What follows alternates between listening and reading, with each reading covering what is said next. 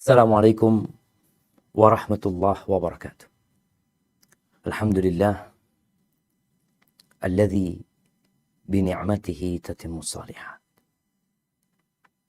Segala puji bagi Allah Jalla Jalaluh yang karena nikmatnya kebaikan-kebaikan menjadi sempurna. Ya, semua kebaikan yang kita lakukan, semua kenyamanan yang kita rasakan, itu adalah karunia Allah Azza wa Jalla. Maka hanya Dia yang pantas untuk dipuja dan dipuji.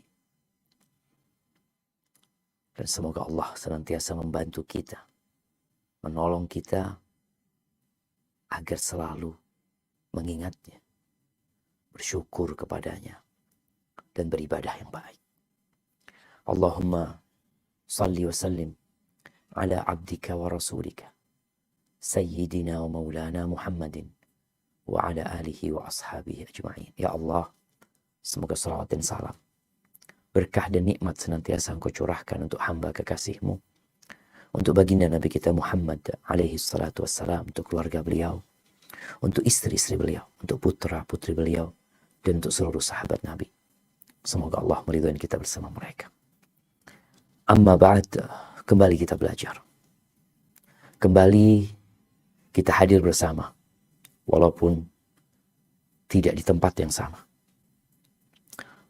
untuk beribadah kepada Allah Subhanahu wa Ta'ala, menuntut ilmu yang merupakan pusaka para nabi, menggali ilmu yang merupakan derajat dan kedudukan yang tinggi yang dapat mendekatkan hamba kepada penciptanya. Tapi terkadang kita melihat banyak manusia yang tidak peduli dengan ilmu ini. Hari ini kita akan belajar tentang menjaga rahasia. Kenapa tema ini diangkat? Karena ternyata masih banyak di kalangan kaum muslimin yang mereka menganggap bahwa menyebarkan rahasia seseorang itu sesuatu yang biasa. Mereka lupa bahwa orang beriman tidak seperti itu. Tanda-tanda orang munafik, kata Nabi SAW, ada 3. Idza haddatsa kadzab. Kalau dia berbicara, dia berdusta. Wa idza wa'ada akhlaf. Kalau dia berjanji, dia ingkar janji. Dan yang ketiga ini yang berkaitan salah satunya dengan masalah menjaga rahasia. Wa idza tumina khan. Kalau dikasih amanat, dia berkhianat. Pengkhianatan seseorang dengan amanat ini tergantung model amanah yang diberikan. Apabila amanah yang diberikan adalah sebuah kedudukan, sebuah jabatan, maka pengkhianatan dia tatkala dia tidak melaksanakan tugas sebagaimana seharusnya. Apabila yang dititipkan dengan amanah yang adalah sebuah pekerjaan, umpamanya dia tidak menyelesaikannya. Apabila amanah itu sebuah rahasia, dia tidak menjaga, malah dia menyebarkan. Ahibati fillah, tatkala Allah menyebutkan sifat orang-orang yang beriman di surat Al-Mu'minun, yang Allah katakan qad aflahal mu'minun, telah sukses, telah beruntung orang-orang yang beriman. Semua mengaku beriman, tapi apakah kriteria keimanan itu ada pada diri kita sehingga kita dapat masuk dalam kategori yang beruntung? Sebagian salafus saleh ditanya, apakah engkau termasuk orang yang beriman? Kata dia, kalau kategori iman seperti dalam firman Allah umpamanya, ya ayyuhalladzina amanu, wahai orang-orang yang beriman, kutiba alaikumusiyam, ketika diwajibkan untuk berpuasa kepada dia, semoga aku termasuk. Insya Allah aku termasuk, kata dia, karena dia orang beriman. Tapi kalau berkaitan dengan orang mukmin yang sempurna imannya, semoga aku termasuk dari mereka. Maka di sini kita perlu tahu, sehingga kita dapat mengukur diri kita sendiri. Coba kita baca surat Al-Mu'minun ayat 8. أعوذ بالله من الشيطان الرجيم والذين هم لأماناتهم وعهدهم راعون Dan sungguh beruntung orang yang memelihara amanat-amanat dan janjinya. Barakallahu fikum. Nah, sungguh beruntung. Jadi kalau engkau memiliki sifat ini, ditambah sifat-sifat yang lainnya tentunya, ini adalah sifat pelengkap untuk menjadi orang yang beruntung. Mereka adalah orang-orang yang menjaga amanah dan janji mereka. Kemudian di surat Al-Isra. Di surat Al-Isra. Ayat 34. Apa kata Allah Azza wa Jalla? ولا تقربوا مال اليتيم إلا بالتي هي أحسن حتى يبلغ أشده وأوفوا بالعهد إن العهد كان مسؤولا. Dan janganlah kamu mendekati harta anak yatim, kecuali dengan cara yang lebih baik, bermanfaat sampai dia dewasa. Dan penuhilah janji, karena janji itu pasti diminta pertanggungjawabannya. Subhanallah. Bagaimana rahasia masuk dalam janji? Karena ketika orang itu menceritakan rahasianya, dia berharap engkau menjaganya. Rasul sallallahu alaihi wasallam dalam hadis yang diriwayatkan Jabir bin Abdullah radhiyallahu anhuma, beliau bersabda, "Idza haddatsa ar-rajul hadits, thumma iltafata fahiya amanah."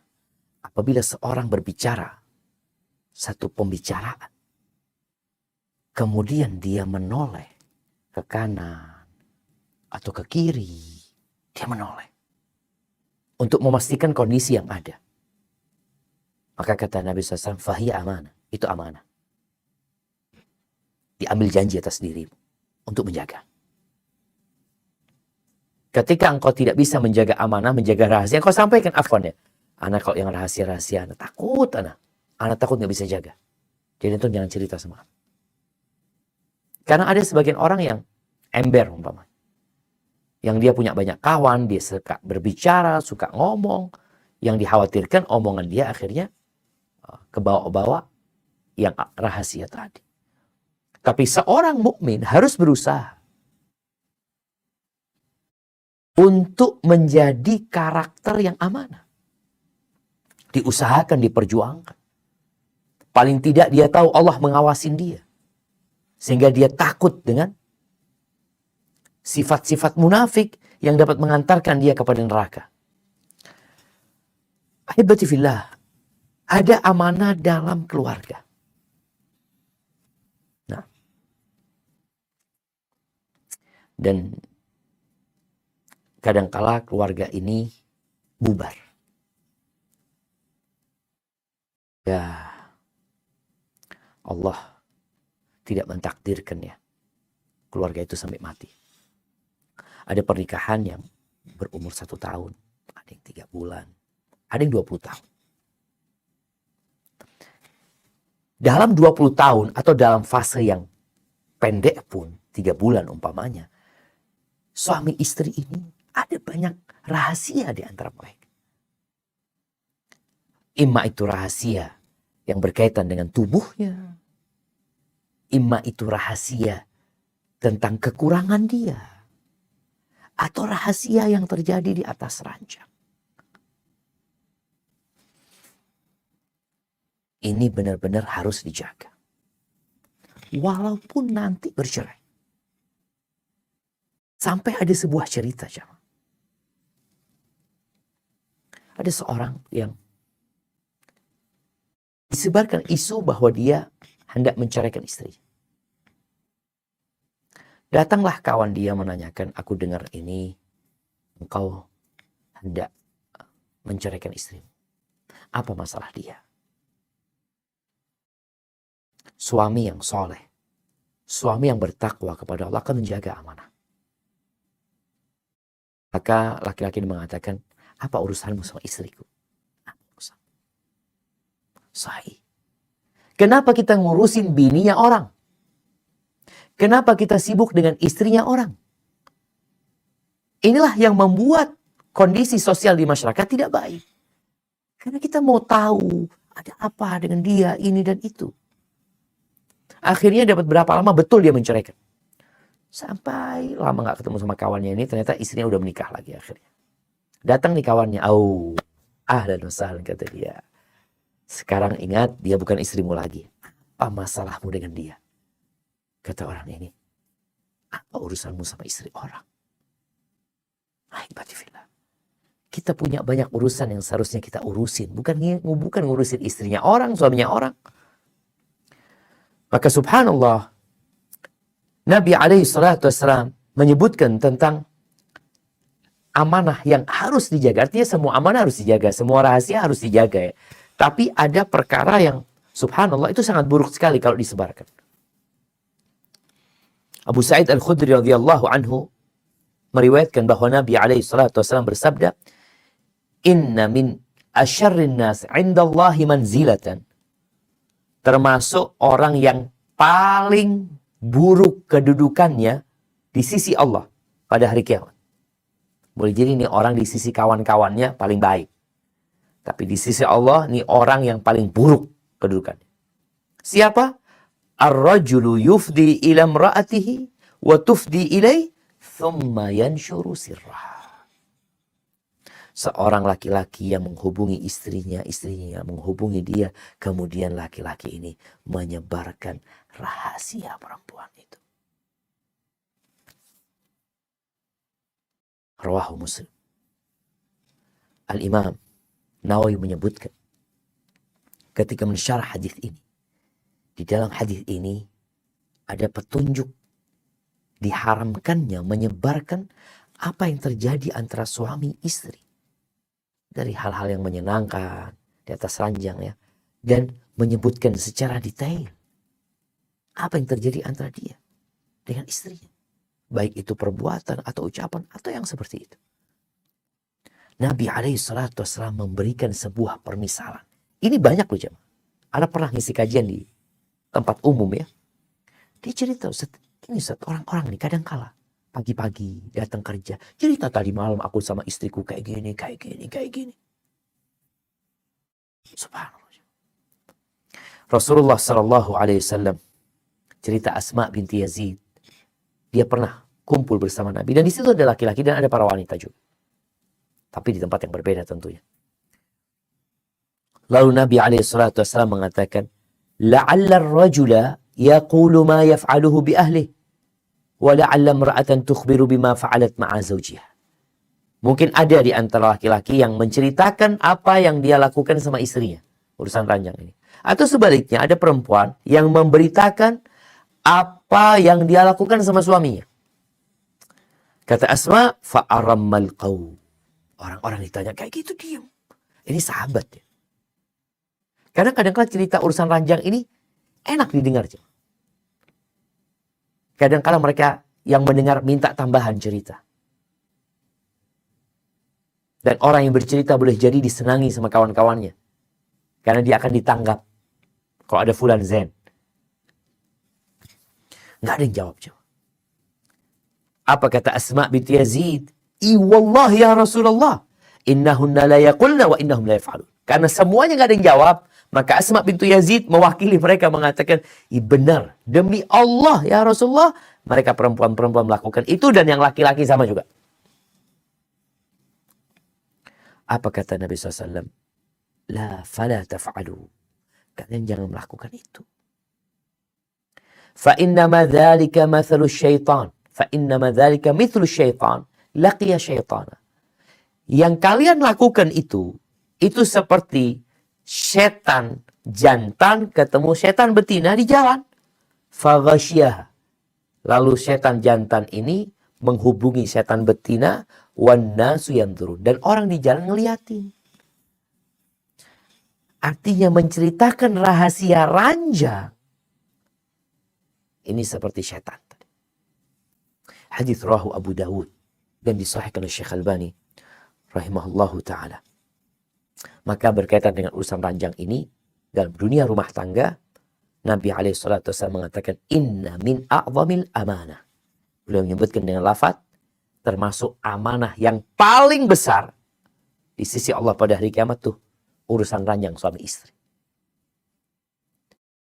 Ini halal, jemaah. Bagaimana sekarang ketika orang berzina yang seharusnya itu dirahasiakan karena itu dosa, direkam, kemudian disebarkan. Kadangkala ada laki-laki yang berzina dengan seorang wanita. Mungkin ketika itu, ya mereka masih suka sama suka. Kemudian mereka berfoto, lalu dia punya rahasia perempuan ini. Fotonya dia pegang, kemudian dia sebarkan. Atau apa yang terjadi, ranjang dia rekam, kemudian dia sebarkan. Ini termasuk orang yang paling pengkhianat. Apalagi dosa yang dikerjakan. Ahibati fillah.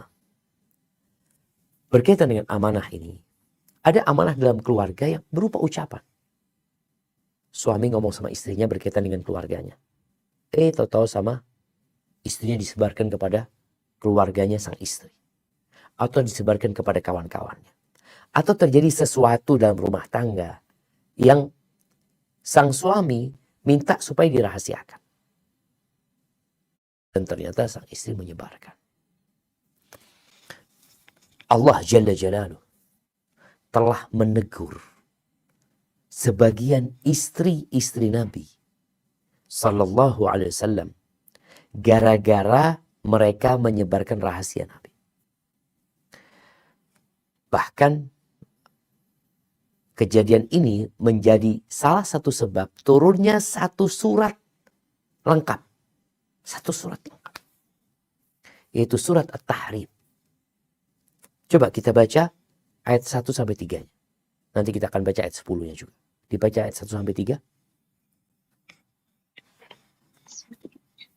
Bismillahirrahmanirrahim. Ya ayyuhan nabiyyu lima tuharrimu ma ahallallahu lak. Tabtaghi mardata azwajik. Wallahu ghafurur rahim. قد فرض الله لكم تحلة أيمانكم والله مولاكم وهو العليم الحكيم وإذ أسر النبي إلى بعض أزواجه حديثا فلما نبأت به وأظهره الله عليه عرف بعضه وأعرض عن بعض فلما نبأها به قالت من أنبأك هذا قال نبأني العليم الخبير. Wahai Nabi, mengapa engkau mengharamkan apa yang dihalalkan Allah bagimu? Engkau ingin menyenangkan hati istri-istrimu, dan Allah Maha Pengampun, Maha Penyayang. Sungguh Allah telah mewajibkan kepadamu membebaskan diri dari sumpahmu. Dan Allah adalah pelindungmu, dan Dia Maha mengetahui, Maha bijaksana. Dan ingatlah ketika secara rahasia Nabi membicarakan suatu peristiwa kepada salah seorang istrinya, Hafsah. Lalu dia menceritakan peristiwa itu kepada Aisyah. Dan Allah memberitahukan peristiwa itu kepada Nabi. Lalu Nabi memberitahukan kepada Hafsah sebagian dan menyembunyikan sebagian yang lain. Maka ketika Nabi memberitahukan pembicaraan itu kepada Hafsah, ia bertanya, siapa yang telah memberitahukan hal ini kepadamu? Nabi menjawab, yang memberitahukan kepadaku adalah Allah yang Maha mengetahui, Maha teliti. Barakallahu fikum. Di terjemahan yang baru saja kita baca, itu terjemahan dan penafsiran dari para ulama. Karena kita tidak membaca di dalam ayat-ayat tadi nama Hafsah dan nama Aisyah. Tidak. Tapi demi memudahkan seorang untuk memahami, itu cerita tentang Hafsah dan Aisyah menurut riwayat yang paling banyak. Para ulama tafsir beda pendapat tentang sebab turunnya ayat ini. Di antaranya, dan ini pendapat kebanyakan ahli tafsir, disebutkan oleh Al-Wahidi, para ahli tafsir mengatakan bahwa pernah pada suatu hari Nabi SAW berada di rumahnya Hafsah. Ketika itu Hafsah sedang tidak ada, sedang pergi ke rumahnya bapaknya. Ketika Hafsah pulang ke rumah, Hafsah melihat di rumahnya itu ada Maria. Maria ini budak yang dimiliki Nabi SAW yang punya anak Ibrahim. Hafsah melihat ada Maria di rumahnya bersama Nabi SAW. Maka Hafsah nggak masuk ke rumah sampai Maria keluar. Ketika Maria keluar dari rumahnya, dia masuk ke dalam rumah. Nabi SAW melihat ada perubahan di wajah Hafsah. Kesedihan, kegalauan, dan kecemburuan.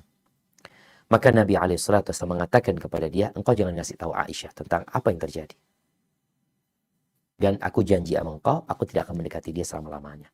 Yakni demi menjaga hati Hafsah. Kemudian Hafsah ngasih tahu Aisyah. Karena Hafsah sama Aisyah ini satu geng ya. Bukan satu geng ya bahasanya. Kan istri Nabi itu ada dua kubu lah. Satu kubu. Maka ketika Aisyah dapat cerita itu, Aisyah marah. Ya. Kemudian dia minta kepada Nabi SAW agar Nabi bersumpah untuk tidak mendekati Maria selama-lamanya di rumahnya Aisyah, umpamanya seperti itu. Akhirnya Allah turunkan ayat ini, dan ini pendapat kebanyakan mufassir bahwa berkaitan dengan Hafsah yang menceritakan rahasia tadi. Bahkan Hafsah sempat diceraikan oleh Nabi SAW karena urusan ini atau karena urusan lainnya. Kemudian Allah mengutus Jibril, dan Jibril menyampaikan kepada Nabi SAW bahwa Allah nyuruh engkau untuk merujuk Hafsah. Karena Hafsah adalah orang yang soleh sebenarnya. Dia adalah seorang yang ahli ibadah.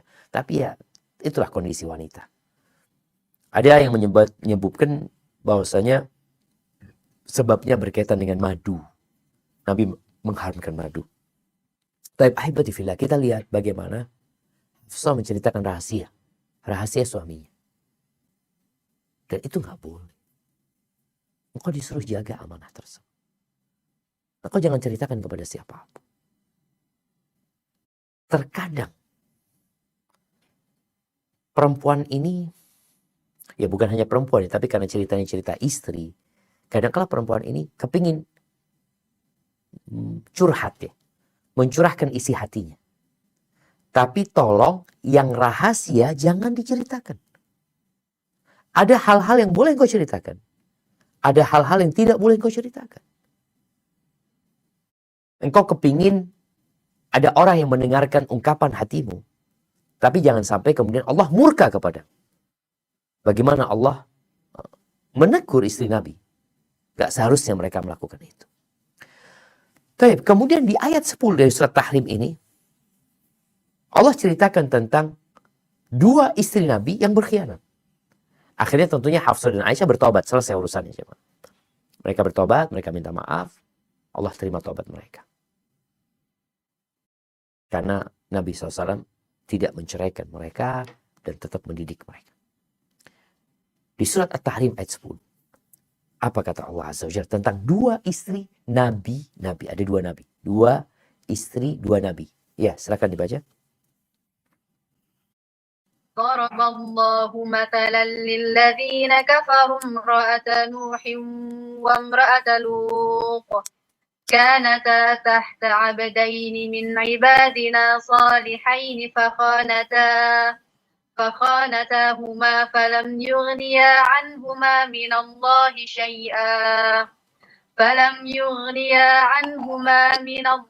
شيئا وقيل ادخلا النار مع الداخلين.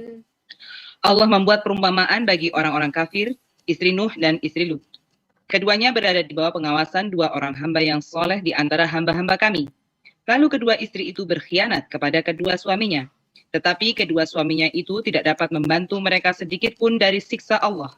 Dan dikatakan kepada kedua istri itu, masuklah kamu berdua ke neraka bersama orang-orang yang masuk neraka. Allahu Akbar.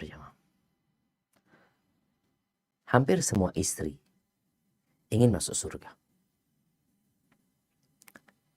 Mungkin dia ingin sampai mati sama suaminya. Masuk surga sama suaminya, sama keluarga dan anak-anaknya. Bagaimana kalau istri berkhianat? Ya gimana mau masuk surga? Berkaitan dengan pengkhianatan kedua orang ini, ada beberapa penafsiran para ulama. Yang pertama, mereka nggak beriman. Nggak mengikuti suaminya. Yang kedua, disebutkan bahwasanya istrinya Nabi Nuh itu biasa menyebarkan rahasia. yang terjadi di rumah. Kalau ada orang masuk Islam, yang beriman, maka dia akan kasih tahu orang, fulan masuk Islam, fulan masuk Islam. Dia akan kasih tahu kepada kaumnya. Padahal mereka ingin keislamannya dirahasiakan. Karena mereka kalau tahu masuk Islam, mereka akan berpotensi disiksa, ya.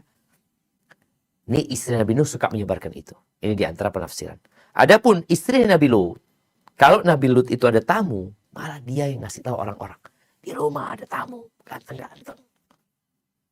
Ini pengkhianatan dua istri Nabi. Istri Nabi Nuh dan istri Nabi Lut. Baik, bukankah suaminya Nabi? Apa nggak mungkin dia memberikan syafaat kepada istrinya? Selesai, jemaah.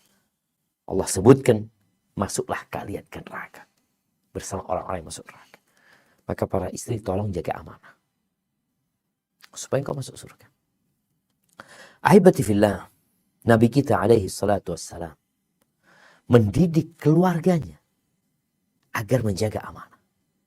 Mendidik istrinya tadi disebutkan bagaimana Allah turunkan surat At-Tahrim, dan mendidik anak-anaknya. Cerita Aisyah radhiyallahu taala anha, ketika Nabi alaihi salatu wassalam sedang sakit, yang kemudian berakhir dengan wafatnya beliau alaihi salatu wassalam, datanglah Fatimah. Kalau datang Fatimah, Nabi ini senang banget, ya.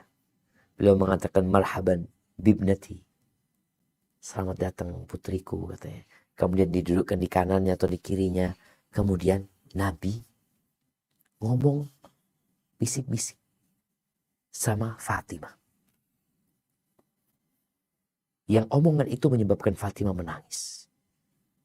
Dengan tangisan yang keras sekali. Ketika Nabi melihat kondisi Fatimah yang begitu sedih, alaihi salatu wassalam, maka Nabi berbisik lagi kepadanya yang menyebabkan Fatimah tertawa. Setelah itu Aisyah datang. Nih, Aisyah kepingin tahu Nabi membisikkan apa tuh tadi. Akhirnya Nabi SAW mengatakan, bukan Nabi, ya, Aisyah radhiyallahu taala anha bertanya kepada Fatimah, Nabi mengkhususkan buat engkau sesuatu, kata dia. Di antara semuanya, aku kepingin tahu apa sih tadi yang menyebabkanmu menangis dan menyebabkanmu tertawa. Apa kata Fatimah? Ma kuntu ufshi ala Rasulillah SAW sirrahu. Gak mungkinlah aku membongkar rahasia Rasulullah SAW. Gak mungkin. Jadi, bagaimana Fatimah menjaga itu rahasia, walaupun yang bertanya kepadanya adalah orang yang paling dicintai sama bapaknya, Aisyah radhiyallahu ta'ala anha. Tapi karena itu rahasia, apa buktinya rahasia? Bisik-bisik. Tadi disebutkan, kalau orang ngomong itu, kemudian noleh, ingat itu amanah. Kadang-kala dia ngomong, ini off the record, ya. Artinya jangan disampaikan, ini cukup di sini nih. Ini ngomong di sini, habis di sini. Kadang-kala seperti itu. Ada bahasa-bahasa tentang amanah ini. Maka Fatimah radhiyallahu ta'ala anha tidak menceritakan rahasia itu. Sampai meninggalnya Nabi SAW. Baru Fatimah membongkarnya. Karena memang rahasia itu rahasia berkaitan dengan kematian Nabi SAW. Setelah Nabi meninggal dunia, ya udah selesai. Rahasianya nggak ada, Nabi udah meninggal dunia. Taibah. Ahibati fillah. Berkaitan dengan amanah ini, amanah di antara para sahabat, rahasia itu amanah. Rahasia di antara para sahabat, di antara kita yang bersama kawan-kawan kita, bersama sahabat-sahabat kita, itu amanah tetap dijaga. Jangan berpikir, enggak kan sohib. Kau kan juga sohib sama fulan gitu loh. Aku ceritakan, enggak. Cukup dia yang tahu. Jangan disebarkan, cukup kau yang tahu. Ini bicara tentang rahasia. Abdullah bin Umar radhiyallahu ta'ala anhuma, beliau mengatakan bahwa Umar bin Khattab ketika putrinya Hafsah binti Umar ditinggal mati sama suaminya Khunais bin Hudzafah, akhirnya dia menjadi seorang janda, maka Umar bin Khattab ingin menikahkan putrinya. ini seorang bapak ketika dia punya anak perempuan, maka hendaklah dia berusaha mencarikan buat mereka pasangan hidup. Apalagi wanita-wanita yang bertakwa kepada Allah, yang dia nggak tahu, dia nggak punya kenalan laki-laki gitu. Juga nggak ada yang tahu sama dia. Orang tuanya tahu sama laki-laki yang baik, maka datang. Datanglah Umar bin Khattab. Kata Umar mengatakan, Ataitu Uthman bin Affan. Fa'aradtu alaihi Hafsah. Aku datang kepada Uthman bin Affan. Aku tawarkan kepada dia Hafsah. Bayangin ya, padahal Uthman ini punya istri. Dan salah satu istrinya adalah putrinya Nabi SAW. Tapi itu tidak menghalangi Umar untuk menawarkan kepada Uthman. Sekarang kalau ada orang menawarkan istri, menawarkan putrinya kepada laki-laki yang udah punya istri, dianggap sama masyarakat, ini orang nggak tahu diri, mau merusak rumah tangga orang. Enggak, jemaah. Enggak. Yang mau merusak rumah tangga orang itu setan. Apa yang dilakukan Umar tidak sedang merusak rumah tangga orang.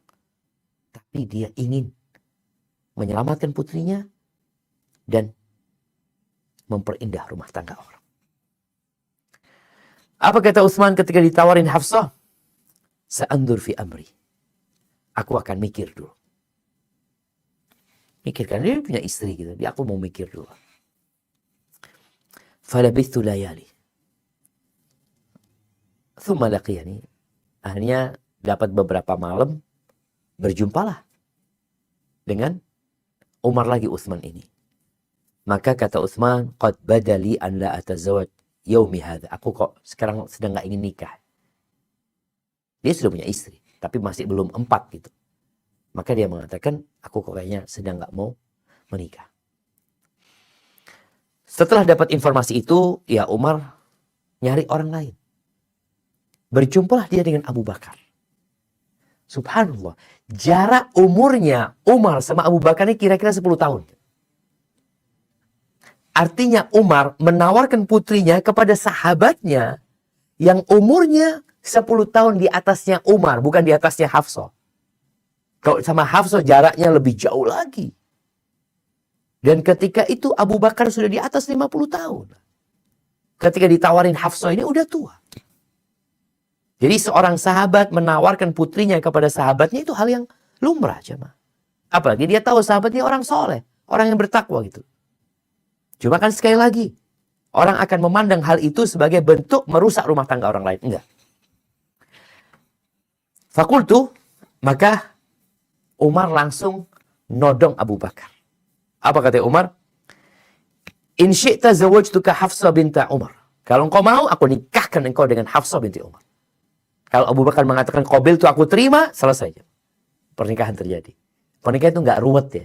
Yang butuh nyewa gedung, ini, undangan, macam-macam. Lah, kita yang bikin ruwet itu pernikahan. Umar mengatakan, kalau kau mau, kau nikahkan kau dengan putriku. Abu Bakar disebutkan, fasomata Abu Bakar. Diam Abu Bakar. Falam yarji ilayya syai'an. Enggak ngomong apa-apa. Enggak jawab. Enggak ada respon dari Abu Bakar. Wa kuntu awjad alaihi minni ala Utsman. Kata Umar, aku agak sakit hati sama Abu Bakar karena dia nggak mau menikah sama putriku. Lebih besar daripada ketidaksenanganku sama Utsman. Karena Utsman kan nggak mau dinikahin, dikawinkan sama Hafsah. Sekarang Abu Bakar nggak mau, tapi sikapnya Abu Bakar diem, no respon. Faqala Umar, qultu na'am. Oh, baik. Falabithu layali, kata Umar cerita, dapat berapa malam gitu, datang Rasulullah SAW meminang Hafsah.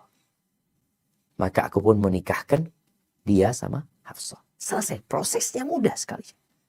Aku nikahkan selesai. Jadi bukan acara, yang penting itu kan ada wali. Walinya ada, siapa walinya? Umar. Ada yang mau dinikahkan Rasulullah SAW. Ada 2 saksi, ada mahar. Selesai. Ijab kabul, pernikahan selesai. Akhirnya setelah Nabi menikah sama Hafsah, bertemulah Abu Bakar dengan Umar. Kata Abu Bakar, kelihatan orang kalau lagi marah itu kelihatan wajahnya. Sikapnya juga kelihatan. Abu Bakar ngomong sama Umar, la'allaka wajadta alayya hina aradta alayya Hafsah falam arji ilaika syai'. Engkau mungkin sakit hati ketika engkau menawarkan Hafsah, kemudian aku nggak merespon. Kata Umar, nah betul. Iya. Ini terus terang aja, Umar sakit hati gitu. Ini sahabat dekatnya. Kenapa nggak mau menikahkan sama putrinya gitu? Qala Abu Bakar. Di sini Abu Bakar baru berbicara. Dia mengatakan, fa innahu lam yamna'ni an arji ilaik. Engkau tahu kenapa aku nggak meresponmu ketika engkau tawarkan itu? Karena aku tahu Rasulullah SAW nyebut nama Hafsah. Artinya Nabi mau melamar Hafsah. Falam akun liufshiya sirra Rasulullah SAW. Apa kata Abu Bakar? Mungkin aku menyebarkan rahasia Rasulullah SAW. Walau tarakaha Rasulullah SAW. Kalau Nabi nggak jadi nikahi Hafsah, qabil tu, aku akan terima. Aku akan nikahi Hafsah. Rawahul Bukhari. Jadi bagaimana mereka menjaga rahasia itu? Kemudian rahasia antara majikan dengan pelayannya. Ini bagi yang kerja sebagai ART, asisten rumah tangga. Atau sebagai supir, atau sebagai pembantu, pekerja, tukang kebun, apakah kerjaan dia? Yang dia kerja di tempat orang kan? Biasanya yang namanya supir ini, atau pembantu ini, akan tahu dengan rahasia-rahasia yang terjadi di dalam rumah. Kejadian dalam rumah itu kan nggak kedengaran sama tetangga, nggak terekam CCTV, tapi di situ ada pembantu, di situ ada supir mungkin, kadang-kadang keributan di mobil. Ada rahasia-rahasia yang terjadi. Maka ingat itu amanah, bukan untuk disebari. Atau memang ngomong, ini amanah. Ini cerita Anas bin Malik radhiyallahu anhu. Pelayan Rasul sallallahu alaihi wasallam. Dia mengatakan, asarra ilayya Nabi SAW. Sirran. Nabi pernah menyebutkan sebuah rahasia buat aku. Aku tidak pernah menceritakan rahasia itu kepada siapapun. Walaqad sa'alatni Ummu Sulaim. Ibuku pernah tanya sama aku. Ibunya sendiri nih. Fama akhbartuha bihi. Aku nggak pernah ngomong sama ibuku sendiri. Aku nggak pernah. Pernah ada kejadian. Katanya Anas, aku disuruh sama Nabi SAW untuk melakukan sesuatu. Kalau aku terlambat, pulangnya terlambat ya. Dia pulang terlambat. Ditanya sama ibunya. Anas, kenapa engkau terlambat? Iya, aku disuruh sama Nabi SAW. Ada satu keperluan, kata dia. Tanyalah, Ummu Sulaim, apa keperluannya? Kata Anas, rahasia ibuku. Rahasia. Ini masih kecil Anas ya, belasan tahun mungkin waktu itu ya. Kata Ummu Sulaim, kau jaga amanah. Jangan pernah menceritakan rahasia Nabi kepada siapa.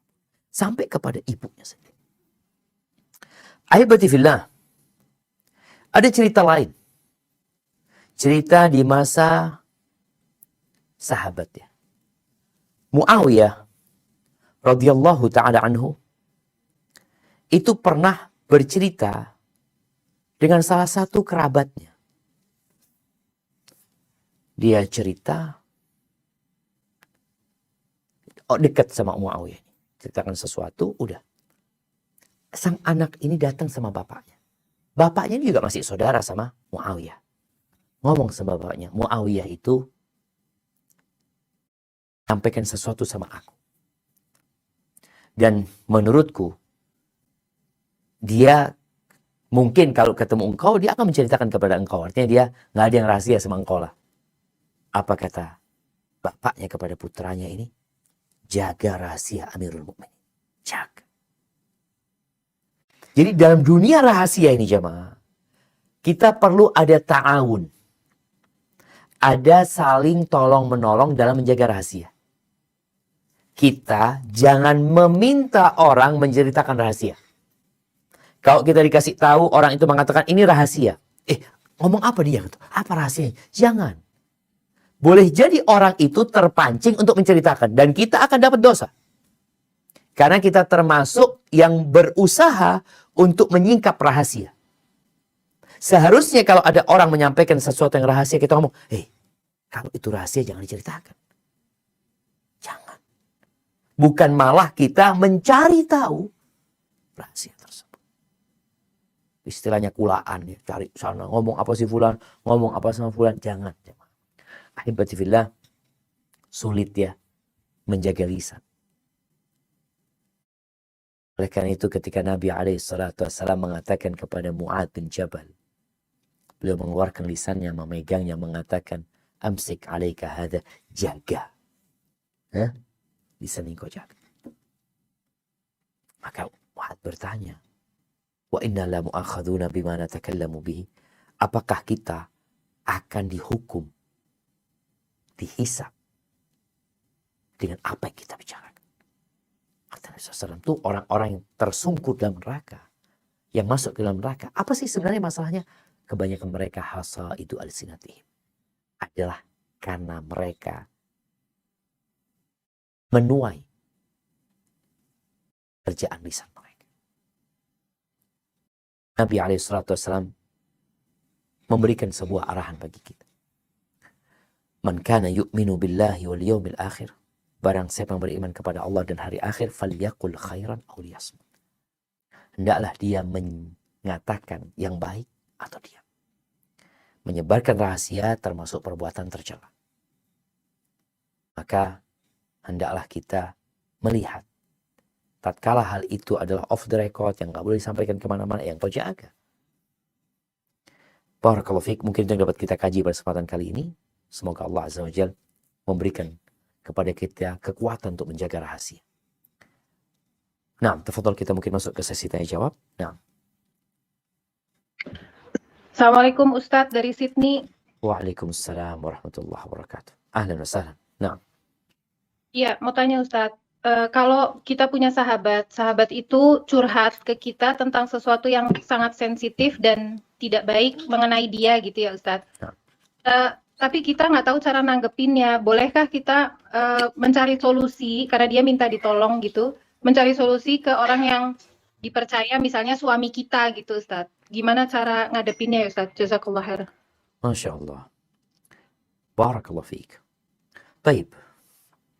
Ketika hal itu adalah hal yang sensitif, yang dia tidak ingin orang lain tahu, tapi dia menyampaikan ini kepadamu dengan harapan dapat solusi dari yang dicurhati.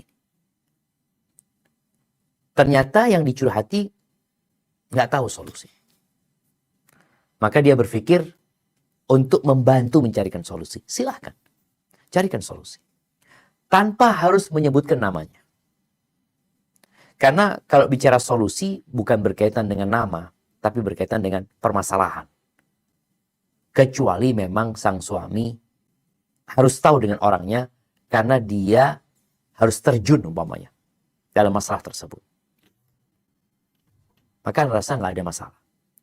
Jadi tujuannya memberikan solusi. Tapi sekali lagi, kalau bisa tanpa menyebutkan nama, nggak usah sebutkan nama. Ini ada fulana curhat. Kondisinya seperti ini, seperti itu. Apa yang harus dia lakukan?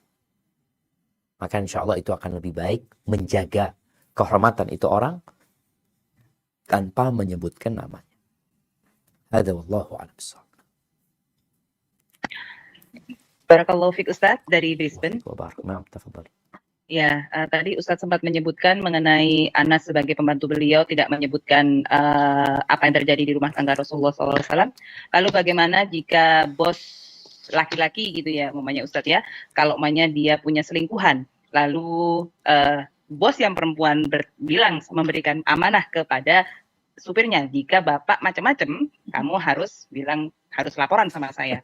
Nah, bagaimana sikap yang bijaksana bagi si supir ini, Ustadz? Jazakumullah khairan. Masya Allah, barakallahu fiik. Supirnya ini berpihak kepada siapa? Kepada kalau kasusnya seperti Ferdi Sambo begitu ya, mungkin ya bingung ya Ustadz ya. Siap, jamaah, barakallahu fiik. Begini sebenarnya. Dosa. Ketika kita melihat fulan berbuat dosa, Anggap pembantu melihat majikannya. Supir melihat atasannya, majikannya lah. Berbuat dosa. Dia harus tutupin. Man satara musliman satarahullah. Yang menutupi kesalahan seseorang, Allah akan menutupi dia.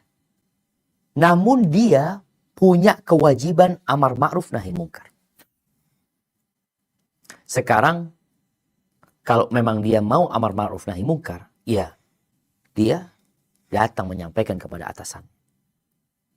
Yang engkau lakukan adalah sebuah kemungkaran. Jadi mengingkari kemungkaran ini kan ada 3 tingkatan. Kata Nabi SAW, Man ra'a minkum mungkaran falyughayyirhu biyadihi. Barang siapa di antara kalian melihat sebuah kemungkaran, maka hendaklah dia merubah dengan tangannya. Fa in lam yastati' fa bilisanihi. Kalau dia nggak mampu dengan tangannya, maka dengan lisannya. Ditegur. Nggak mampu dengan lisannya, fa biqalbi. Wa dzalika ad'aful iman. Maka dengan hatinya, dan itu termasuk keimanan yang paling lemah. Nah, sikap supir ini umpamanya, sikap pekerja gimana? Apakah dia nggak boleh membiarkan kemungkaran tersebut. Kalau dia laporkan kepada orang yang dapat mengingkari kemungkaran tersebut, umpamanya ini ada sebuah dosa yang dilakukan dan ini selalu dilakukan, dia ingin kemungkaran itu hilang, maka nggak ada masalah. Kalau tujuannya tadi liizalati mungkarin, untuk menghilangkan kemungkaran. Tapi yang dilaporin ini memang bisa merubah kemungkaran tersebut seperti pihak yang berwajib. Namun apabila dia menyampaikan kepada istri dari majikannya ini, yang ada bukan hilangnya kemungkaran. Mungkin akan terjadi kemungkaran yang lebih besar lagi. Sang suami tetap berzina, umpamanya, rumah tangganya berantakan. Ada 2 kemungkaran.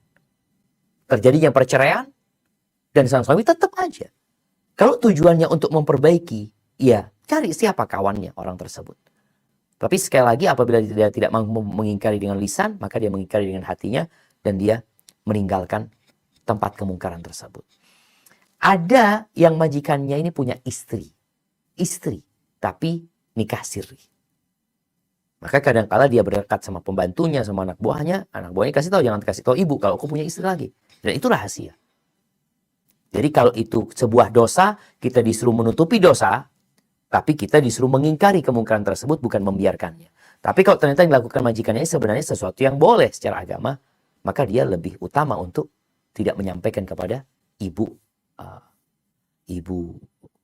majikannya. Kemudian jamaah, ada satu hal ya buat kita semua, buat kaum muslimin, khususnya dalam kehidupan rumah tangga, jangan suka mencari-cari kesalahan orang. Kita semua punya kesalahan. Kita semua punya dosa. Artinya kalau dibuka dosa-dosa anak, nggak akan ada yang mau dengarkan kajian. Kita punya banyak dosa. Maka Nabi SAW mengatakan, Man tatabba'a aurata akhi, tatabba'a Allah aurata. Barang siapa yang mencari-cari kekurangan, kesalahan saudaranya, maka balasan bagi dia, Allah akan mencari-cari kesalahan. Kalau Allah mencari-cari kesalahan kita, habis gitu jemaah. Karena udah dicatat. Kalau kita mencari kesalahan orang, kita belum tentu dapat. Tapi kalau Allah membongkar kesalahan kita, Allah akan lecehkan. Maka bagi para istri, jadilah engkau orang yang soleha, yang menjaga amanah. Ketika suamimu keluar rumah, titipkan sama Allah SWT. Ajak suamimu bertakwa kepada Allah. Kecuali memang engkau tahu nanti ternyata suamimu na'udzubillah berzina. Tapi tolong tadi jangan mencari-cari kesalahan orang. Hada wallahu a'lam bishawab. Assalamualaikum Ustaz, pertanyaan dari Perth. Waalaikumsalam warahmatullahi wabarakatuh. Bagaimana sikap dan berdosakah kita mendengar cerita tentang keburukan anak seseorang dari teman kita? Diceritakannya dengan maksud untuk dijadikan pelajaran buat kita agar anak kita tidak seperti anak tersebut. Barakallah. Wa fiik wa barak. Ahibati fillah. Ghibah itu dzikruka akhaka bima yakrah. Menyebutkan tentang saudaramu sesuatu yang dia tidak menyukai. Kalau kemudian kita menceritakan anaknya fulan, apa urgensi menyebutkan anaknya fulan? Kalau ngambil ibroh, engkau ceritakan dengan nama samaran. Engkau ceritakan dengan nama yang lainnya. Nih ada nih fulan. Makanya kenapa ada fulan, ada fulana. Sesuatu yang ibrohnya dapat diambil oleh pendengar tanpa mereka tahu siapa lakon dalam cerita tersebut. Tujuannya tadi disebutkan agar mereka mengambil ibroh. Tatkala kita menceritakan lakon dalam peristiwa tersebut dengan bukan namanya, insya Allah sampai kepada ibroh. Mereka dapat pelajaran. Dan kita nggak dapat dosa, kita dapat pahala. Karena tujuan kita bagaimana mereka supaya ambil pelajaran. Namun kalau kita menceritakan lakon tersebut dengan nama samaran, tapi mereka udah pada tahu maksud nama samaran tersebut, ini ada fulan nih, kalian tahulah sama dia. Berarti bukan fulan. Di situ muayyan berarti. Orang yang sudah dipastikan namanya. Maka apabila hendak menceritakan, anak kadang-kadang menceritakan rahasia orang ketika anak ceramah. Anak katakan ada seorang yang curhat sama anak, tapi nggak ada yang tahu siapa fulan. Siapa fulana. Tapi yang lakonnya, kalau dengar ceramah anak, dia tahu ini anak yang ceritakan Ustaz, ini anak. Tapi orang-orang nggak tahu siapa hal itu. Karena tujuannya anak menceritakan seperti itu untuk jadi ibroh. Jadi kadang-kala setan ini jamaah, dia datang kepada kita bawa misi kebaikan atau bawa misi keburukan yang dibungkus dengan kebaikan. Cerita ini supaya jadi ibroh buat yang lainnya. Kau ceritakan, dapat pahala kau. Betul, tapi ketika kita nyebutkan nama, yang ada kita ghibah, yang ada kita membongkar kalau itu dosa yang seharusnya engkau tutupin, engkau malah bongkar. Maka hendaklah kita, kalau tujuannya benar, memberikan pelajaran atau mengambil ibroh, pakai kata samaran. Alias, atau kata lainnya, yang penting mereka nggak tahu siapa yang dalam cerita tersebut, namun pelajaran mereka dapat dari cerita yang kau sampaikan. Hadza wallahu a'lam bishawab. Nah. Assalamualaikum Ustadz. Waalaikumsalam warahmatullahi wabarakatuh. Dari Canberra Ustadz. Ahlan Ustaz, kayaknya banyak ikan di Canberra ini. Ikan. Nah, tafadhal. Enggak ada laut Ustadz. Enggak ada laut, tapi ada danau. Danau, tapi enggak ada ikannya banyak kali Ustadz. Barakallahu fiik. Nah, tafadhal. Iya, yang saya ingin tanyakan Ustadz, saya punya teman Ustadz. Nah, habis itu teman itu SMS suami saya menanyakan, istilahnya dia menanyakan pilihan gini, kayak misalnya nanya ke suami saya milih yang mana ya, istilahnya kalau kemarin sih nanya tentang kerjaannya Ustadz ya, bagusan yang mana ya, kerjaan yang ini apa yang ini gitu loh Ustadz. Tapi dia SMS suami saya tanpa ngasih tahu saya sebelumnya, jadinya langsung DM langsung suami saya gitu loh Ustadz. Nah, itu apa tanggapan saya, apakah saya harus memutuskan dia, apa saya memutuskan pertemanan atau menjaga jarak, atau saya tegur teman saya itu. Nah, jadi makanya saya masih agak-agak kesal. Dia belum sih, punya Ustaz. suami. Dia udah punya suami, cuman dia udah cerai. Ya berarti nggak punya suami lah. Iya, tapi kan udah pernah bersuami. Siap. Ya Ustadz. Jadi yang Ustadz, ada anti cemburu. Iya, Siap. pastilah Ustadz. Nah, itu yang saya ingin pertanyakan, apa yang harus saya lakukan terhadap teman saya, apakah saya menjaga jarak sama dia, soalnya saya dulunya udah kayak kakak beradik, saya anggap dia adik gitu loh Ustadz. mungkin Tapi karena sering nginep di itulah, rumah. mungkin karena itulah, artinya karena perasaan itu, maka dia tanya sama suami anti langsung. Iya, biasanya dia langsung nanya apa-apa lah ke saya dulu gitu Ustadz. Oh biasa, Nah, jadi ini nggak biasa, artinya kejadian yang seperti ini Iya. nggak biasa. Iya Ustadz, dan juga berapa kali akhirnya apa-apa sedikit, coba tanya-tanya ini, minta pendapat suami saya terus gitu loh. Sebelumnya dia Masya Allah. coba tanyain kayak ke saya, coba tanya deh Kak, sama Rama, saya begini gitu. Nah. Nah sekarang ini kok nggak langsung DM langsung gitu loh Ustadz. Allahu Jadi, Akbar. Memang apa yang janda harus itu saya kesian, lakukan? janda itu kesian. Ceritanya Umar bin Khattab, dia segera mencarikan suami buat putrinya. Dia nikahkan putrinya. Karena kalau ada janda di kampung mamanya, itu para istri jadi takut. Takut janda ini godain suami mereka. Maka semoga janda-janda itu segera menikah. Tapi apa sikap kita? Yang pertama, kita jangan overthinking. Kita harus berbaik sangka dulu ya.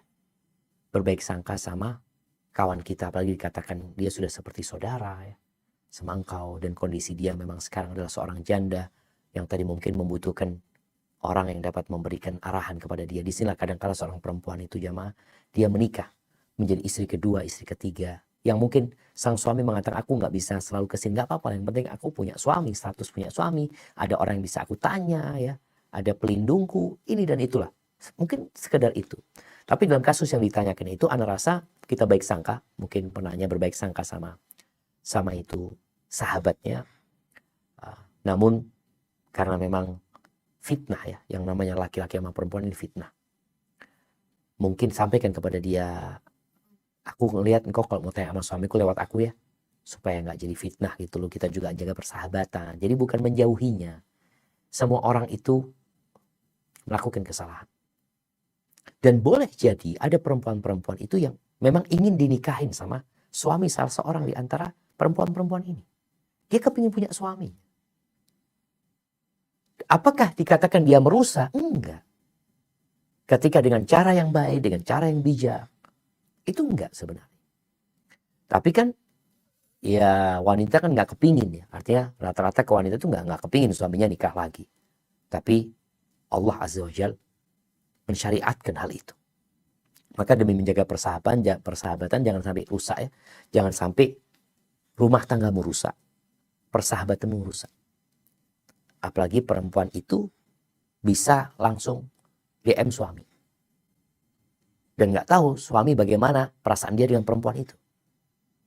Maka ana rasa untuk menutup celah setan di sini, engkau ngobrol sama perempuan itu. Engkau kalau mau tanya apa, lewat aku ya. Atau ngomong sama suami, Maya, Mas Bang Fulana, kalau engkau kabarin aku. Biar aku yang jawab, umpamanya seperti itu. Jadi untuk menjaga hubungan, yang jelas tetap dijaga hubungan. Jangan menjauh dari dia, karena dia bisa dekat dengan suamimu, walaupun engkau menjauh dari dia. Dan itu akan lebih berbahaya untuk engkau. Dan ketika tahu perempuan itu memang kesian ya, tadi dia janda, berusahalah kita jemaah. Para perempuan ini berusaha untuk mencarikan dia suami. Cuma memang yang ana lihat di masyarakat, ketika perempuan itu sudah janda, sulit dia menikah dengan seorang perjaka. Rata-rata dia nikah lagi dengan duda, atau dia nikah jadi istri kedua, jadi istri ketiga. Jadi tolong dijaga masyarakat kita ini dengan harapan ya tidak banyak kemungkaran yang terjadi. Tidak banyak kemungkaran yang terjadi. Mungkin itu. Barakallahu fikna.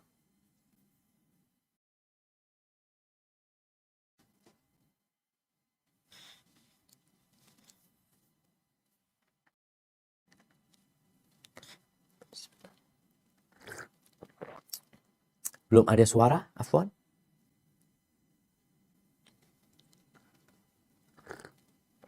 Ya KA Ustaz, bentar. KA nggak ada suara ya? Mungkin masih belum Boleh Sydney siap kalau belum. Ya, Sydney ada duluan ya. Assalamualaikum Ustadz dari Sydney. Waalaikumsalam warahmatullahi wabarakatuh. Ahlan wa sahlan, tafadhali. Iya, ceritanya gini Ustadz, misalnya kita ini punya mantan suami, terus mantan suami ini mau menikah lagi gitu ya Ustadz. Si calon istri ini tahu kalau kita mantannya, jadi dia tanya ke kita gimana sifatnya si suami ini, kenapa kamu dulu pisah gitu Ustadz. Apakah boleh kita cerita sesungguhnya karena menurut kita si suami ini ada dolimnya gitu Ustadz. Apa harus kita tutupi atau gimana, sedangkan kita merasa kewajiban menyelamatkan sesama muslimah gitu loh Ustadz. Jangan sampai kena kayak kita. Jazakallah khair. Subhanallah jamaah ya. Iya, ana lihat kadang-kala ya, pasangan suami istri ini cerai. Karena ada ketidakcocokan. Akhirnya mereka berpisah. Sang suami merasa istrinya nggak benar. Sang istri merasa suaminya nggak benar. Akhirnya dua orang ini berpisah dan dua-duanya menikah. Dan ternyata rumah tangga mereka langgeng. Makanya kadang-kala ada kecocokan di antara mereka. Ada kesabaran. Sang istri nggak penyabar umpamanya. Akhirnya dia memilih berpisah. Kemudian sang suami nikah lagi sama istri yang penyabar.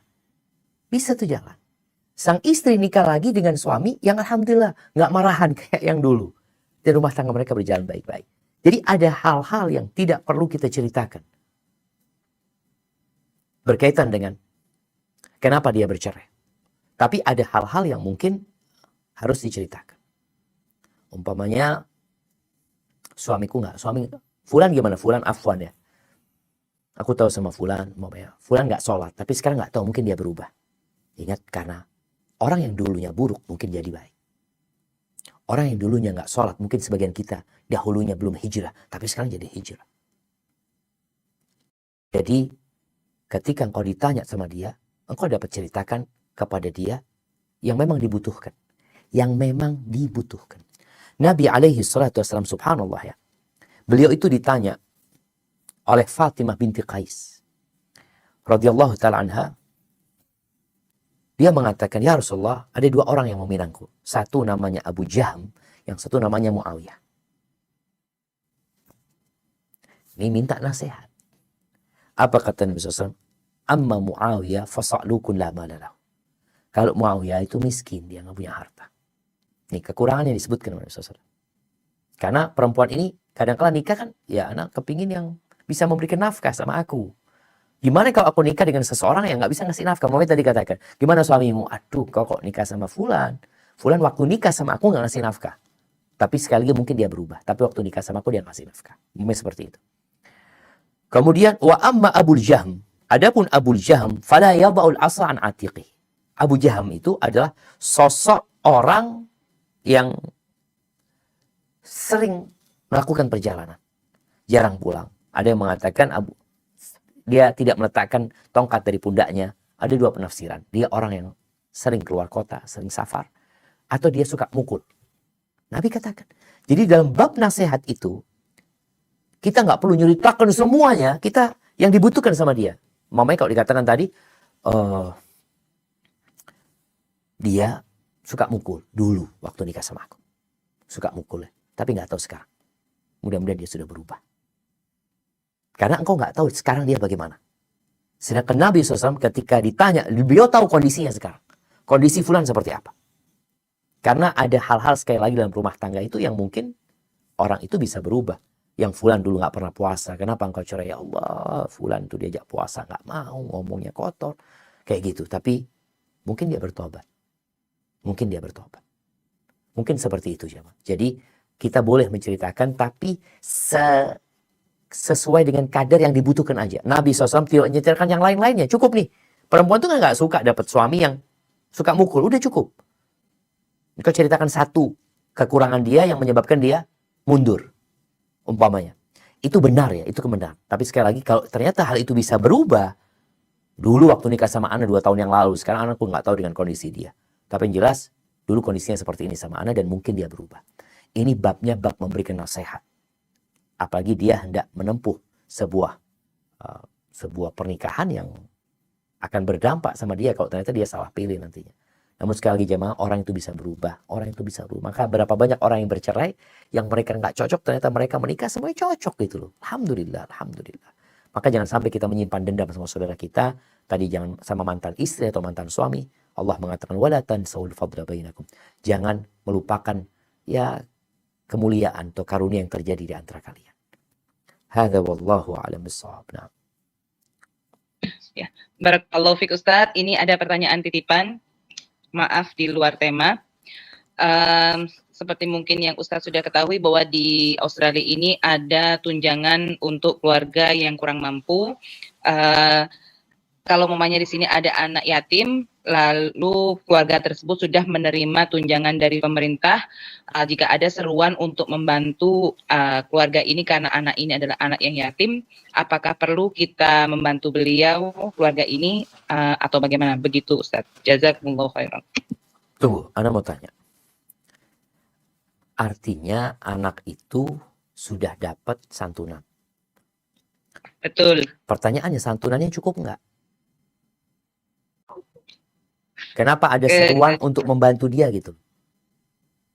Sebenarnya kalau di sini ya Ustadz ya, kalau dari segi dari pemerintah, sebenarnya kalau tiap keluarga itu sebenarnya sih cukup saja sebenarnya kalau dilihat. Cuman ya, nah ini. Ya ini apa?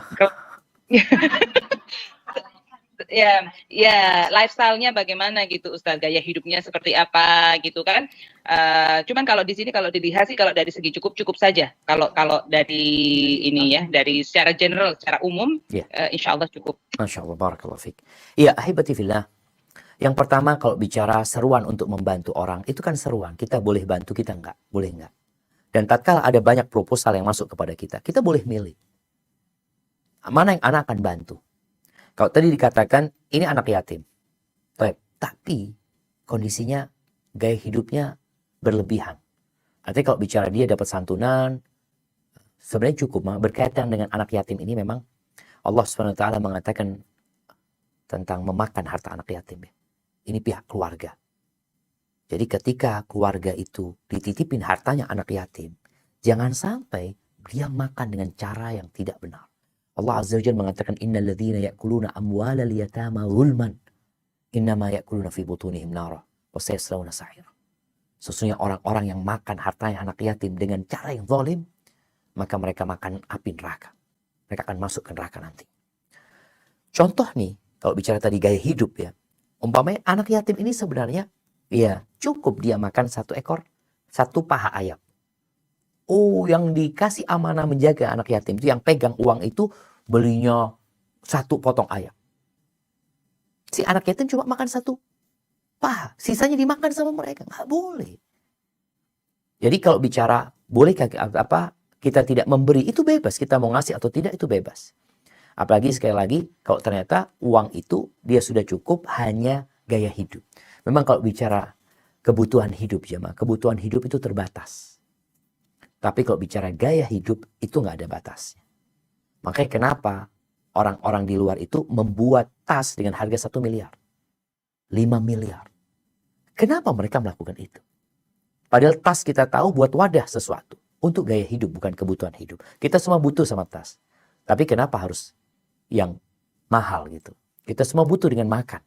Tapi kenapa kita tahu uang kita cuma 1 juta? Kenapa kita harus makan yang membebani kita sehingga kita minta-minta sama orang? Dan barang siapa yang membuka jemaah pintu minta-minta, Allah akan buka buat dia pintu kemiskinan. Ini orang yang minta-minta dalam rangka dia supaya punya uang lebih ya, maka dia akan hidup dalam kefakiran. Tapi sebaliknya orang yang suka berbagi, Allah akan bukakan bagi dia pintu-pintu rezeki yang luas. Mungkin seperti itu, wallahu a'lam bishawab. Nah. Assalamualaikum Ustadz, pertanyaan dari Pet lagi. Waalaikumsalam warahmatullahi wabarakatuh.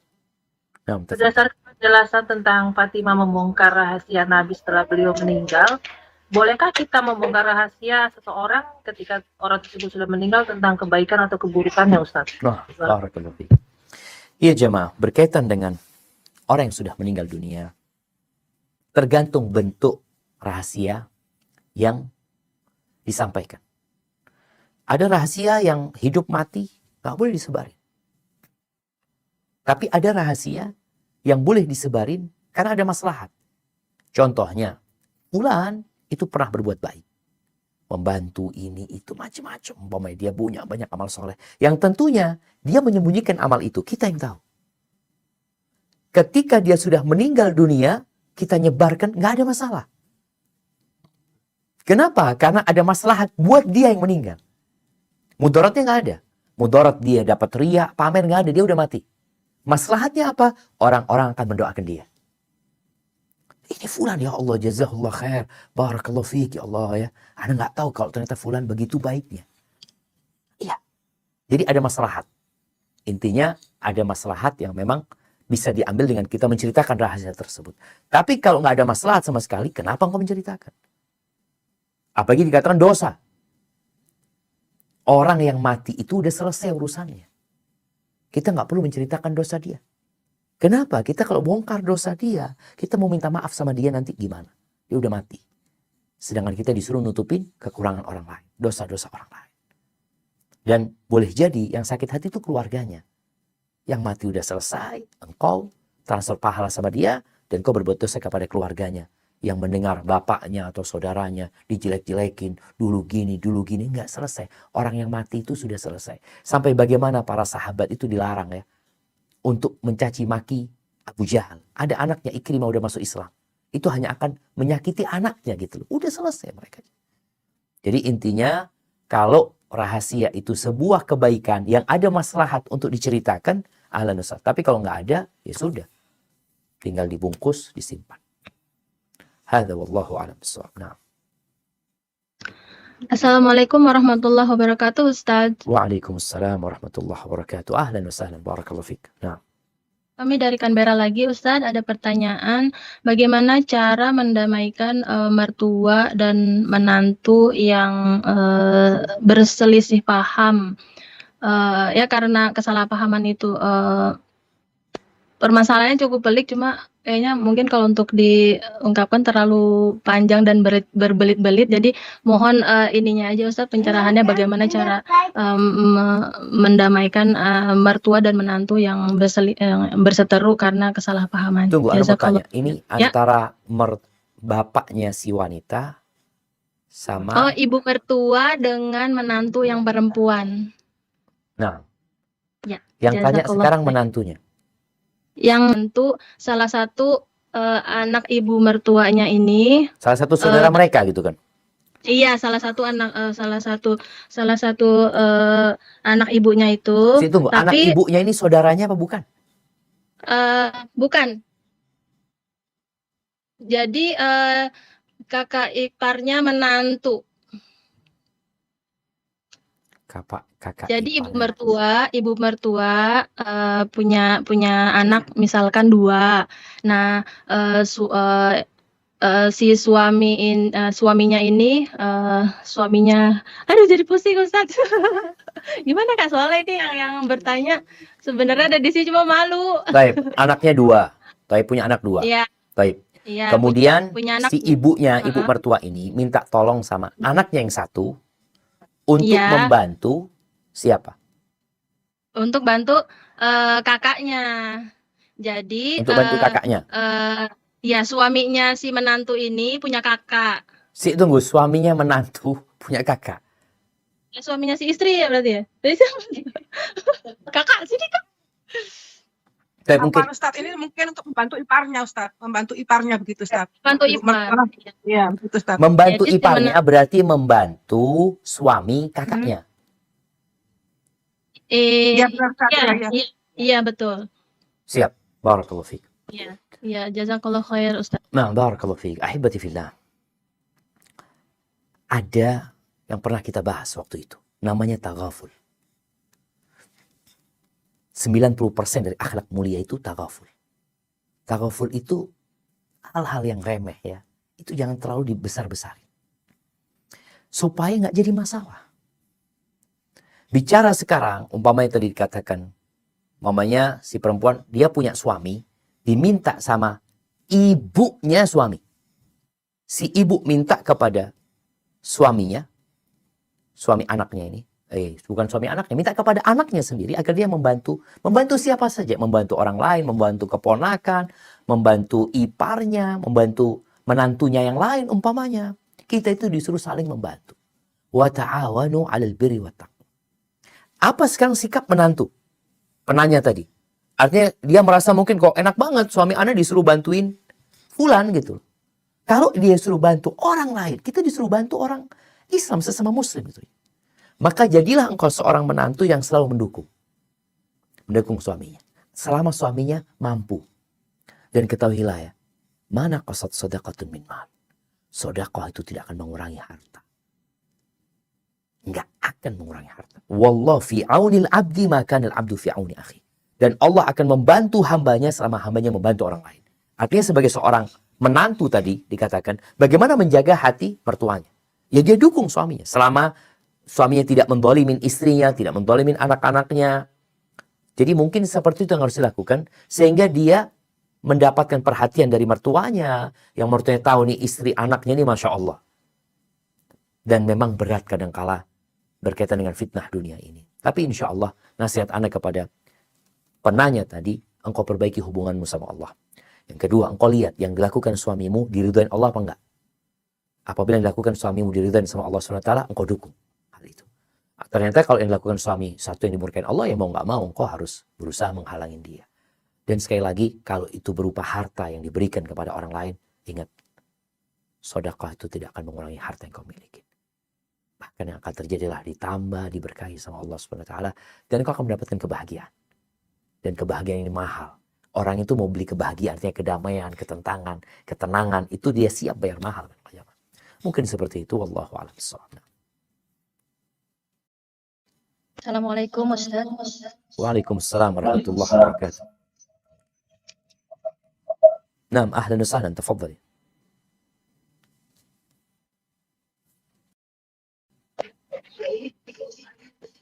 Halo. Naam, tafadhali. Ustadz, anak perempuan saya sudah balik dan dia sekolah full day, pulang selepas asar. Bagaimana jika dia menyadari kalau dia selesai datang bulan sewaktu masuk sholat duhur, sedangkan untuk bersuci di sekolah tidak memungkinkan? Apakah boleh dia bersuci di waktu asar yang artinya skip sholat duhur? Apa yang harus dilakukan Ustaz? Apa? Jazakallahu khair. Kenapa tidak memungkinkan?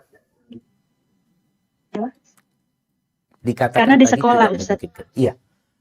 Kenapa di sekolah tidak memungkinkan? Nggak ada toilet Kenapa, di Ustaz, sana? Mak? Nggak ada kamar mandi di sekolah? Kayaknya nggak mungkin ya Ustaz. Ini Allah itu mengatakan fattaqullaha mastata'tum, bertakwalah kepada Allah sesuai dengan kemampuan kalian. Maka perlu dipastikan, kalau dikatakan dia suci ketika waktu zuhur, dia sedang di sekolah dan tidak memungkinkan, lain lagi ceritanya darurat. Tapi memungkinkanlah Ustaz. Jadi dia, kalau dia sudah tahu itu hari akhir dia, datang bulan biasanya, dia siapkan anduk umpamanya di sana ya. Kemudian ketika waktu istirahat, dia bisa mandi. Dan bicara mandi dulu jemaah, kita itu biasa mandi dengan air banyak. Yang menyebabkan akhirnya muncul ucapan tidak mungkin. Padahal mandi dengan air sedikit bisa. Dan itu mungkin tidak dilakukan selalu. Atau kalau dikatakan, memberatkan. Memberatkan ya kalau tiap hari kau melakukan hal itu. Dan boleh jadi ini sebulan sekali, dan belum tentu sebulan sekali. Maka ingat Allah mengatakan, fattaqullaha mastata'tum, bertakwalah kepada Allah sesuai dengan kemampuan kalian. Kalau ternyata dia nggak mampu mandi Ustaz, karena dia sedang di mobil ya, nggak ada tempat untuk berhenti, dia ikut mobil umum, kendaraan umum umpamanya, memang bukan safar tapi nggak mampu gitu loh, beda lagi kasusnya. Tapi kalau tadi dikatakan nggak mungkin, kok Ana nggak tahu ya. Sekali lagi, kalau memang tidak mungkin, dan satu hal yang dikatakan darurat itu disesuaikan ya kadarnya. Kalau memang nggak mungkin ya mau nggak mau dia ketika asar dia mandi, kemudian dia jamak sholatnya, zuhur sama asar tadi. Tapi kalau dia memungkinkan, maka lakukanlah yang memungkinkan. Jadi kalau memang tidak memungkinkan, dia niati untuk menjamak. Jadi dia sudah sekolah niat, enggak, Ana mau jamak nanti asar sama zuhur sama asar. Itu nggak ada masalah. Tapi kalau memungkinkan, maka sekali lagi Allah mengatakan bertakwalah kepada Allah sesuai dengan kemampuan kalian. Jadi seperti itu. Barakallahu fiik. Kita ke pertanyaan terakhir kayaknya. Ustaz, pertanyaan, oke, kalau gitu untuk Melbourne aja, silakan Bu Rita. Nah, tafadhali.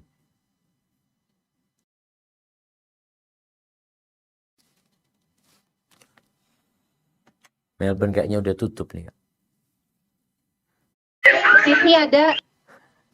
Ntar dulu, kalau Sydney hanya semua nanti iri. Ntar dulu, Melbourne, Bu Rita mau tanya nggak Bu Rita? Melbourne masih buka, Ustaz. Enggak, terima kasih ya. Terima kasih. Ya udah Ustaz. Soalnya kalau satu nanti semua minta. Siap, Ustaz, ini ada waktunya 5 juga pertanyaan. kayaknya sudah jam 10.28 ya. Tapi jamaah rahimakumullah, semoga yang kita pelajari bisa kita amalkan ya. Dan kita hidup dalam rangka mengabdi kepada Allah Azza wa Jalla. Ada beban yang harus kita lakukan. Tapi itulah ujian hidup. Dari pertanyaan-pertanyaan tadi yang diajukan, itu menunjukkan bahwasanya kita ya harus minta pertolongan sama Allah SWT. Tanpa pertolongan Allah, gak akan bisa kita melewatin ujian-ujian yang ada. Maka nasihat ana, teruslah berdoa memohon kepada Allah. Karena Allah berjanji, ud'uni astajib lakum. Mintalah kepada aku, pasti aku kabulkan. Apa repotnya kita minta? Duduk sambil masak, ya Allah minta apa yang kau inginkan. Mungkin sambil nyapu ingat, kita angkat tangan minta sama Allah Subhanahu wa taala. Barakallahu fiik. Sampai berjumpa kembali, semoga senantiasa dalam lindungan ilahi. Subhanakallahumma bihamdika asyhadu an la ilaha illa anta astaghfiruka wa atubu ilaik. Assalamualaikum warahmatullahi wabarakatuh.